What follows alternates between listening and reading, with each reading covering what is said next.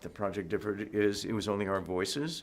But other than that, and the fact that we did it in a day or two, all in a room together, me with Bryan Cranston and Bill Murray and Edward Norton and I forget. Other than that, it was just like being in a Wes movie because he acts the same. He has that great ability to be very Wes-like wherever he is. I think if you wake him up at 3 o'clock in the morning and scream fire, it would be just Wes, very naturally Wes. And if you put him, when he goes to the Academy Awards, he's the same Wes, and when he directs, he's the same Wes, which is kind, attentive, always watchful, really aware and taking everything in. And he sort of stimulates he sort of encourages that behavior in other people. So it's really fun to be around him.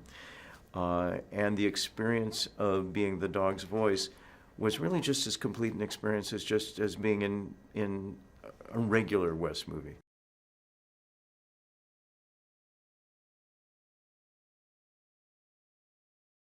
If you sign up for a Wes Anderson movie, you kind of know a core of people that are probably going to be there because he accumulates. Have you noticed the movies get more and more people in them as he directs more of them because he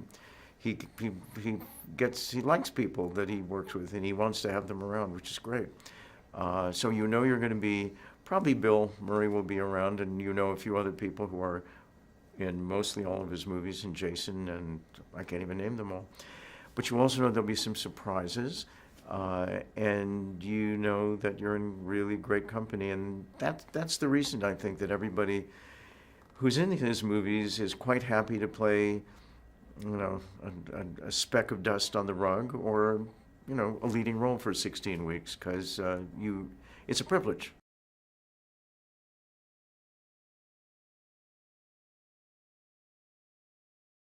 King is special.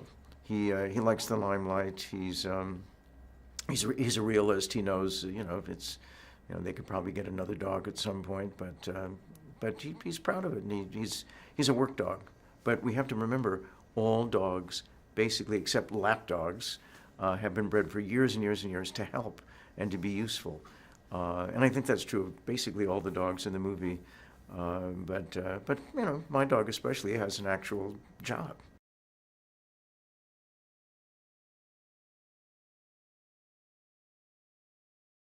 The themes are very Wes-like. They have to do with love and understanding and conflicts that arise when people aren't kind to each other, but the kind people do tend to win in Wes's movies. Not all the time, but a lot of the time.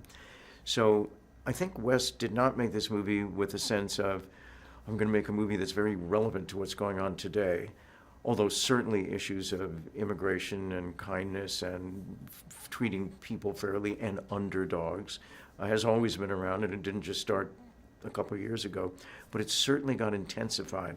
And the idea of a movie that's all about a whole species that is lied about,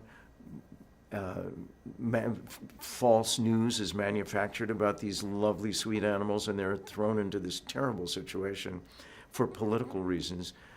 It's really a kind of a metaphor for what's going on with immigration today.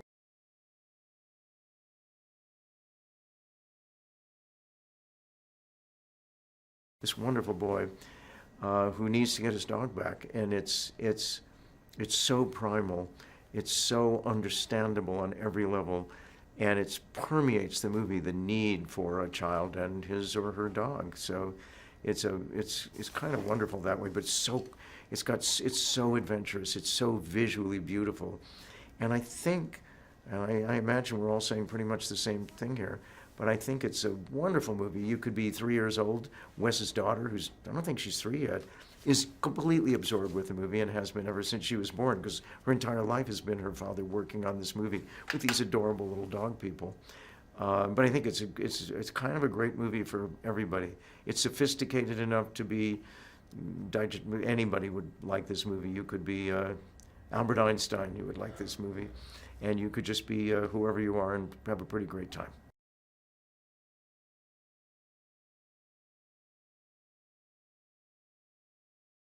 I don't know how Wes made this movie look so gorgeous. I mean, he makes everything look very special. As you know, all of his movies, they're all different, but you're all aware of Wes's, the way he sees the world. He makes you see the world the way he does, and it's a wonderful world that he sees. But in this movie, it's even more kind of astonishing what he's able to do with essentially a bunch of puppets who are this big and a world created out of sticks, glue, and paper. It's so un-high tech. It's really very basic. And yet he's put together a movie that's, in a way, it's Lawrence of Arabia for dogs. It's that gorgeous. The vistas are that huge. You can watch this movie without the sound, actually, and get completely absorbed into it. You can get emotionally involved. The way the way the dogs that we play are portrayed by these magnificent little creatures is so sensitive, funny, and intuitive. Every time any of us speaks, we're cocking an ear, our paws are doing something. It's not busy. It's just method acting for puppets. It's great.